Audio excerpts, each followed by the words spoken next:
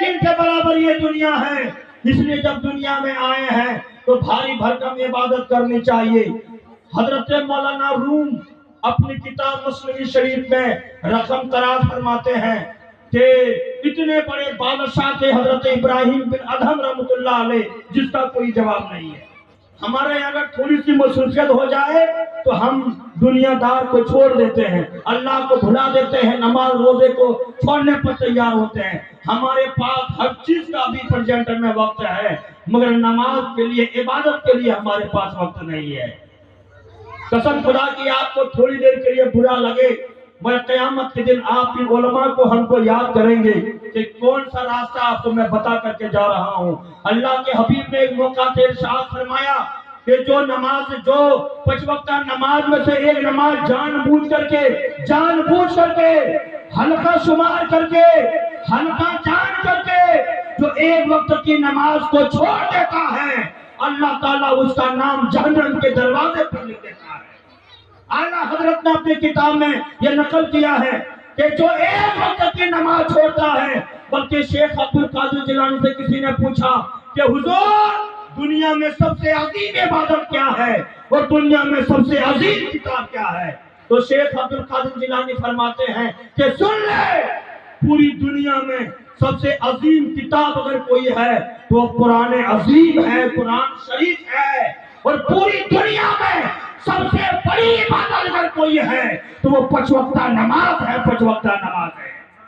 یہ 2 چیزیں ہیں، ایک قرآن ہے اور ایک نماز ہے۔ یہ مومنوں کی جان ہے، مومنوں کی شان ہے، مومنوں کی آبرو ہے، مومنوں کی پہچان ہے، صحابہ کا تعاون ہے، نبی کریم کا تحفہ ہے، رب کی عنایت ہے۔ اب وہ مومن قیامت میں بھی کامیاب ہوگا، قبر میں بھی کامیاب ہوگا جس کے ساتھ یہ قرآن ہوگا، جس کے ساتھ یہ نمازیں ہوگی۔ اللہ کے حبیب فرماتے ہیں جب نمازی زمین پر چلتا ہے تو زمین اس کے لیے مغفرت کی دعا کرتی ہے، اور اللہ کے حبیب فرمانے لگے سن لے، جب اسے قبر میں ڈالا جاتا ہے تو قبر کے ڈھیلے پتھر، قبر کے پتھر، قبر کے اندر میں رہنے والے وہ مٹیاں اس مرحوم کے لیے دعائیں مغفرت کرتی ہے اور کہتی ہے پروردگار آج میرے گود میں ایک تیرا سے سچا بندہ آیا ہے، آج تیرے گود میں ایک نیک بندہ آیا ہے، آج میرے گود میں ایک تیرا مقرب بندہ آیا ہے۔ کسی شاعر نے کہا ہے نہ دولت سے، نہ دنیا سے، نہ گھر آباد کرنے سے سکون ملتا ہے دل کو بس خدا کو یاد کرنے سے، سکون ملتا ہے دل کو بس خدا کو یاد کرنے سے۔ ایک نماز و ریاضت ایسی عبادت ہے تو انسان کامیاب ہوگا، ورنہ کوئی اور دوسرا راستہ مومن مسلمان کے لیے نہیں اللہ نے رکھا ہے۔ بلکہ حضرت ابراہیم ادھم اپنے کتاب میں فرماتے ہیں کہ تخت میں سوئے تھے، ایک اجنبی آدمی آ گیا رات کے تہائی حصے میں، دروازہ ٹھکٹھکایا اور محل کے اوپر میں دوڑ رہے تھے کنسا۔ حضرت مولانا روم رقم تراز ہوتے ہیں کہ وہ لوگ چھت پہ گھوم رہے تھے، بادشاہ کی نیند کھل گئی اور بادشاہ نے کہا کون ہے اتنی رات میں جو میرے محل میں گھوم رہا ہے؟ کہا کہ حضور ہم لوگ ہیں۔ کہا کیا لینے آیا ہے؟ کہا کہ میرا اونٹ گم ہو گیا ہے، ہم اپنا اونٹ کو ڈھونڈنے آئے ہیں۔ کہا پاگل ہو گیا، تیرا اونٹ اگر گم ہوا ہے تو بیابانہ میں کھوجو، جنگلوں میں ڈھونڈو، ندیوں میں ڈھونڈو، صحراؤں میں ڈھونڈو۔ اب تیرا اونٹ گم ہو گیا، تو میرا محل میں ڈھونڈ رہا ہے، بلڈنگ میں ڈھونڈ رہا ہے۔ کسی کا اگر بیل گم ہو جائے اور یہاں اگر ڈھونڈنے آئے کہ کسیا ہٹا میں بردہ یہاں ڈھکولا تو آپ اس کو پاگل نہیں بولیں گے کہ بھائی وہ بڑا جانور ہے دور سے نظر آئے گا۔ اسی طرح حضرت ابراہیم بن ادھم رحمۃ اللہ علیہ نے کہا پاگل ہو گئے ہو کیا، تیرا اونٹ یہاں نہیں ہے، واپس چلا جا۔ اس نوجوان نے جو تھے اونٹ تلاشنے والا کہا کہ حضور میں آپ سے ایک جملہ کہنا چاہتا ہوں۔ حضرت مولانا روم فرماتے ہیں کہ جب بادشاہ کھڑا ہو گیا، اور کون بادشاہ؟ ایک دیش کا بادشاہ نہیں، 7 دیشوں پر حکومت کرنے والا بادشاہ۔ کتنے دیشوں پر؟ 7 دیشوں پر حکومت کرتا تھا حضرت ابراہیم بن ادھم رحمۃ اللہ علیہ۔ لوگوں نے کہا کہ حضور میرا اونٹ یہاں نہیں ہے۔ کہا کہ نہیں تیرا اونٹ یہاں نہیں ہے۔ کہا کہ تو سن لیجئے، جب میرا اونٹ آپ کے محل میں نہیں مل سکتا تو آپ کو بھی اس نرم نرم بسترے میں خدا نہیں مل سکتا. اے کیا بات کہہ دی اللہ. کل بادشاہ سن لے، تخت و تاج کا مالک ہے، سونے کا مالک ہے، جواہرات کا مالک ہے، گھوڑے کا مالک ہے، اونٹ کا مالک ہے. جب میرا اونٹ اس محل میں نہیں مل سکتا تو آپ کو بھی اس محل میں خدا نہیں مل سکتا. اتنا اثر ہوا اس بات کا حضرت ابراہیم بن ادہم کا. اپنے کتابوں میں آتا ہے کہ اپنے غریبان کو چاک چاک کرنے لگے. وَرَاسِ ہی وَتَحْتِ ہی وَفَوْقِ ہی. کبھی زمین کی طرف دیکھتے تھے، کبھی اوپر کی طرف دیکھتے تھے اور کہتے تھے پروردگار یہ دولت نے ہمیں برباد کر دیا، اس محل نے ہمیں برباد کر دیا، اس ثروت نے ہمیں برباد کر دیا. اپنے بدن کو چیرتا تھا اور جنگلوں کی طرف نکل گئے اور اپنے وزیروں سے کہا اے میرے وزیروں میری دولتوں کو غریبوں میں اس وقت تک بانٹتے رہو، تقسیم کرتے رہو جب تک ہماری دولت ختم نہ ہو جائے. اونٹ کسی اور کو دے دو، غریب کو میرے جواہرات دے دو، ضرورت مندوں کو میرے گھوڑے دے دو. اب ہمیں تخت و تاج نہیں چاہیے، اب ہمیں بادشاہ نہیں بننا ہے، اب ہمیں نبی کا غلام بننا ہے. اب ہمیں حکومت نہیں چاہیے، اب ہمیں قرآن چاہیے. اب ہمیں تخت و تاج نہیں چاہیے بلکہ ہمیں اب نماز سے وظیفے ہمیں چاہیے. تخت و تاج کو چھوڑ کر نکل گئے جنگل کی طرف. ایک زمانہ گزرا تو کیا دیکھیں ان کا وزیر مولانا روم فرماتے ہیں کہ سمندر کے کنارے حضرت ابراہیم بن ادہم رحمۃ اللہ علیہ بیٹھ کر کے اپنی گدڑی سی رہے تھے. کیا کر رہے تھے؟ گدڑی سی رہے تھے. لوہے کی سوئی ہاتھ میں ہے اور گدڑی سی رہے ہیں. تو پوچھا ان کا پہلا والا وزیر جا رہا تھا سواری پر، جیسے ان کو دیکھا سواری کو روک دیا اور کہا کہ کون؟ بادشاہ ہمارے ہیں. کہا کہ حضور تشریف لے چلیں، بادشاہیت آپ کا انتظار کر رہی ہے، تخت و تاج آپ کا انتظار کر رہا ہے، سونا آپ کا انتظار کر رہے ہیں، موتی اور زیورات آپ کے انتظار کر رہے ہیں، وہ گھوڑے اور اونٹ آپ کا انتظار کر رہے ہیں. چلیں. حضرت ابراہیم بن ادہم کا جواب سنیے. کئی مچل کر سبحان اللہ، اور زور سے سبحان اللہ.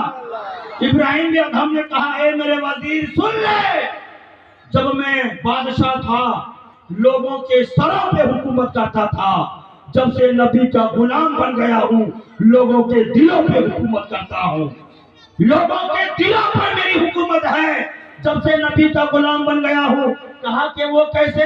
کہا کہ دیکھ لے، اب جو گدڑی سی رہے تھے لوہے کی سوئی سے، آپ نے اس سوئی کو سمندر میں پھینک دیا، سمندر میں لوہے کی سوئی کو پھینک دیا اور اعلان کیا اے سمندر کے مچھلیوں میری سوئی کو واپس کر دو.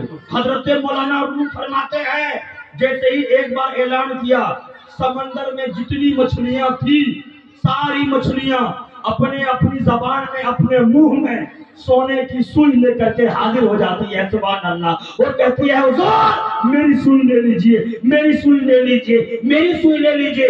ساری سمندر کی مچھلیاں، ساری مچھلیاں سونے کا سوئی لے کر کے حاضر ہو جاتی ہے.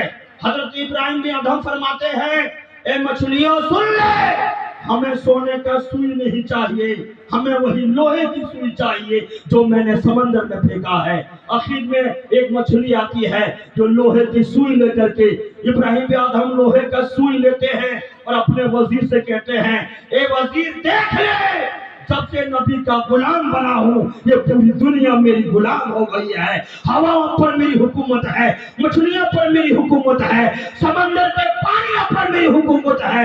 اس لیے میرے وزیر سن لے، اب مجھے نبی کی غلامی چاہیے، اب ہمیں بادشاہیت نہیں چاہیے، تخت و تاج نہیں چاہیے، ہمیں سونے اور موتی اور زیورات نہیں چاہیے. کر کمانی میں عبادت کاہلی اچھی نہیں، گر بڑھاپا آ جائے تو کچھ بات بن پڑتی نہیں. یہ اولیاء کرام کا اخلاق و آداب رہا ہے. آگے بڑھیے. حضرت ابراہیم بن ادہم جب اتنے بڑے ولی ہو گئے، اتنے بڑے ولی 40 ہو گیا ہے، بس اور 5 منٹ میری تقریر ختم ہو جائے گی.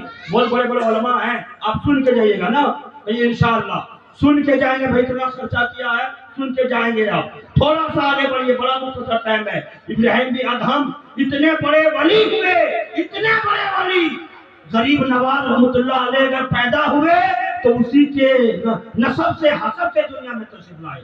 बताएं आपको, उन्हीं के नस्ब से आए हैं गरीब नवाज रहमतुल्लाह अलैह, मोइनुद्दीन चिश्ती रहमतुल्लाह अलैह। इतने बड़े वली गुजरे हैं हजरत इब्राहिम भी अदहम रहमतुल्लाह अलैह। और फरमाते हैं कि आगे बढ़े, अल्लाह ने इतना पावर आपको दिया था, इतना पावर, मिट्टी को लेते, मिट्टी में फूंक मारते तो मिट्टी सोना बन जाता।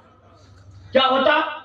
सोना बन जाता। कुछ लोग आए, कहा कि हुजूर हमारे यहाँ दावत है, तशरीफ ले चले। आपने फरमाया कि तुम्हारी दावत में हम नहीं जा सकते, तुम्हारे घर की शादियां बड़ी महंगी होती है, तुम्हारी दावतें बड़ी महंगी होती है। कहा कि हुजूर ले चले, चले आप, बड़ी मेहरबानी होगी। कहा कि मेरी 3 शर्त है, अगर तीनों शर्त मान लोगे तो मैं जाने के लिए तैयार हूँ। कहा कि क्या शर्त है? कहा कि मेरी पहली शर्त यह है कि जहां मेरा जी चाहेगा मैं वहीं बैठूंगा, जहां मेरा जी चाह गया मैं वहीं बैठूंगा। कहा कि मंजूर है। आदमी ने कहा कि भाई कहाँ बैठेगा? भीतर बैठेगा, अंदर जाके बैठेगा? हाँ मंजूर है भाई। कहा दूसरी शर्त क्या है? कहा कि दूसरी शर्त ये है, जो मैं चाहूंगा मैं वही खाऊंगा। कहा कि भाई ठीक है भाई, मुर्गा मसलम तो है ही है, हुजूर के लिए जितना चाहे खा लें हम, चलो खा लें आप जितना चाहे। कहा कि तीसरी शर्त क्या है आपकी? कहा कि तीसरी शर्त हमारी ये है कि जो मैं कहूंगा वो आखिर में तुम्हें सुनना पड़ेगा। कहा कि भाई फकीर हैं, क्या करेंगे? कुछ पैसे मांग लेंगे, क्या कर सर, कुछ कपड़े मांग लेंगे, ये ना होता है। किसी शायर ने कहा है, पूछते क्या हो मोहम्मद के कलंदर का मिजाज, बोरिए में रखता है सिकंदर का मिजाज।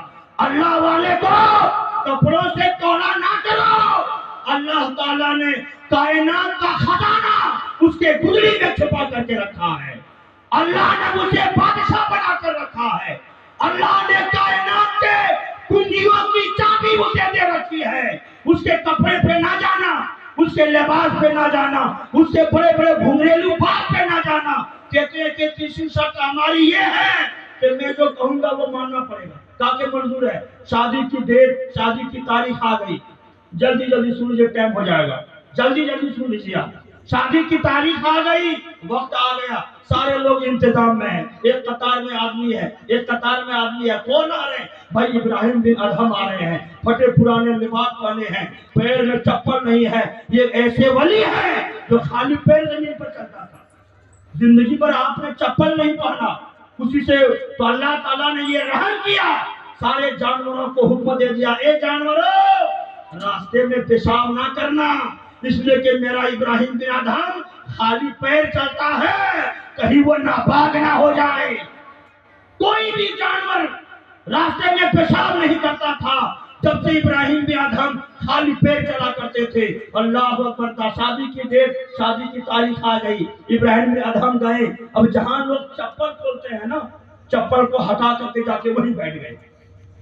लोगों ने कहा कि हुजूर हमारी नाक कट जाएगी, हम बदनाम हो जाएंगे, यहाँ आ बैठे, यहाँ जहां लोग चप्पल खोलते हैं, चले आपके लिए तख्त का इंतजाम है, पलंग का इंतजाम है, गोदरेज अंदर में बिछोना है, चले। कहा कि ये मेरी पहली शर्त है, जहां मेरा जी चाहेगा मैं वही बैठूंगा। पहली शर्त है हमारी। क्यों? ये क्या अल्लाह की नेमत नहीं है जो तुमने चप्पल खोला है? ये भी तो अल्लाह की नेमत है, मैं यही बैठूंगा। किसी ने उठा नहीं पाया। कहा कि पहली शर्त है। अब दूसरी शर्त की बारी आई, सारे लोग खाने लेकर के बैठ गए, दस्तरखान की कमर टूट गई, दस्तरखान पसीना पसीना, इतने लजीज लजीज खाने तनावुल कर रहे हैं लोग, बड़े माकूल माकूल जो है लज्जतों से वो फैज़याब हो रहे हैं, खाना खा रहे हैं, शिकम शेर होकर के खा रहे हैं। हजरत इब्राहिम बिन अदहम के पास वो खाने मंगाए गए। इब्राहिम बिन अदहम ने क्या किया? अपनी गुदड़ी में हाथ डाला, एक सूखी रोटी निकाला, उस सूखी रोटी का 3 टुकड़ा किया, एक सुबह के लिए रखा, एक टुकड़ा शाम के लिए रखा, एक टुकड़ा दोपहर के लिए रखा, और आपने कहा ए लोगों देख ले, मुझे अल्लाह ने रियादत के लिए बनाया है, खाने के लिए नहीं। आधी रोटी से मैं अपनी जान बचा सकता हूँ, ये सूखी रोटी हमारे लिए काफी है। एक सूखी रोटी को 3 टुकड़ा करके दोपहर के लिए रखा, रात के लिए रखा, एक टुकड़ा पानी में डाला, रोटी जब गल गई तो उस गली हुई रोटी को निकाला, अपने मुंह में डाला और आधी रोटी खा करके आपने कहा, ए लोगों गवा रहना, मैंने खाया है।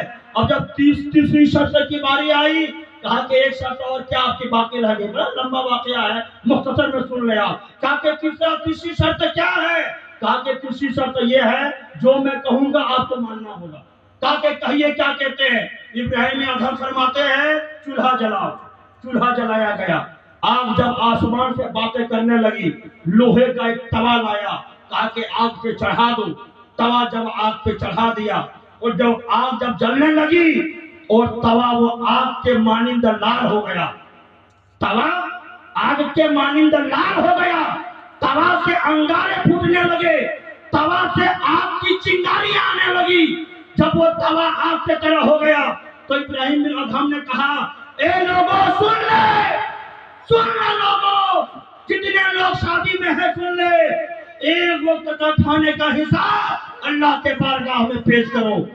तवा में चढ़ करके एक वक्त का खाने का हिसाब दो, अल्लाह ताला क़यामत दिन पूछेगा तुम लोगों से, एक वक्त का खाने का हिसाब दो। मैंने जो खाया है मैं हिसाब देने के लिए तैयार हूँ। मौलाना रूम फरमाते हैं कि हजरत इब्राहिम बिन अदहम दौड़ करके उस गर्म तवा में जो आग की तरह लाल वो तवा था, खड़े हो गए और कहा कि जो मैंने दोपहर में खाया है मैं खड़ा होकर के तवे में हिसाब दे रहा हूँ। अब आ जाओ एक एक करके और सारे लोग आकर के खड़ा होकर के हिसाब दो। कौन भाई वो गर्म तवा में लाल तवा में खड़ा होगा? सारे लोग भाग गए। इब्राहिम अदहम ने तारीख की जुमला कहा, आखिर मुख्तसर में सुनिए। इब्राहिम अदहम ने कहा, ए लोगों, जब एक वक्त का खाने का हिसाब तुम अल्लाह के बारगाह में पेश नहीं कर सकते तो पूरी जिंदगी का हिसाब तुम अल्लाह के बारगाह में कैसे दोगे? एक वक्त का हिसाब जब तुम अल्लाह के बारगाह में नहीं पेश कर सकते, दोपहर का खाने का हिसाब तुम अल्लाह के बारगाह में पेश नहीं कर सकते तो पूरी जिंदगी का हिसाब कैसे दोगे? ए लोगों सुन ले, जब अपना एक वक्त खाने का हिसाब, अपना पेट का हिसाब तुम नहीं दे सकते तो अपने बच्चों का गुनाहों का हिसाब तुम क़यामत के दिन कैसे दोगे? अपनी बीवियों के नाफरमानियों का हिसाब तुम क़यामत में कैसे दोगे? तुम्हारे घर के बुराइयों का हिसाब तुम अल्लाह के बारगाह में कैसे दोगे? हजरत मौलाना रूम कहते हैं, जब आपका ये जुमला निकलने लगा तो लोग आहो पता करने लगे और लोग गिड़गिड़ाने लगे, रोने लगे। इब्राहिम बिन अदहम ने ये रास्ता बता दिया कि दुनिया में शहनशाहियत के साथ जीना कमाल नहीं है, इबादत के साथ जो जिया जाए वही जिंदगी कमाल है। कल जवानी में इबादत काहली अच्छी नहीं, गर बुढ़ापा आ जाए तो कुछ बात बन पड़ती नहीं। रब ने कुरान में कहा, या अय्युहल इंसान मां गर्रका बिरब्बिकल करीम, ए भटके हुए इंसान वापस आ जा, तेरा रब बड़ा करीम है, बड़ा मेहरबान है, इसलिए आप दुनिया में आए हैं तो काम करके जाएं। अब्दुल कादिर जिलानी कहते हैं कि जिसे अल्लाह को राजी करना है और रसूलुल्लाह को राजी करना है वो दुनिया में दो काम कर ले। हमारे देखिए तोहिन नाना, सुभान अल्लाह, नाना साहब को दीजिएगा, है ना, माशाअल्लाह। गौसे आजम फरमाते हैं कि दो काम कर लो सारी चीजें तुम्हारी होगी। कि क्या करें? कहा कि कुरान की तिलावत करना चालू कर दे, अल्लाह राजी हो जाएगा, और शरीयत पर जिंदगी गुजारना चालू कर दे, रसूलुल्लाह राजी हो जाएंगे। अगर ये दोनों राजी हो गए तो तू यहाँ भी कामयाब होगा, मरने के बाद भी तू कामयाब होगा। अस्तगफिरुल्लाह रब्बी मिन कुल्ली ज़ंबि व अतूबु इलैह। बोलो नरवाज में सारे लोग कलमा पढ़े, ला इलाहा इल्लल्लाह।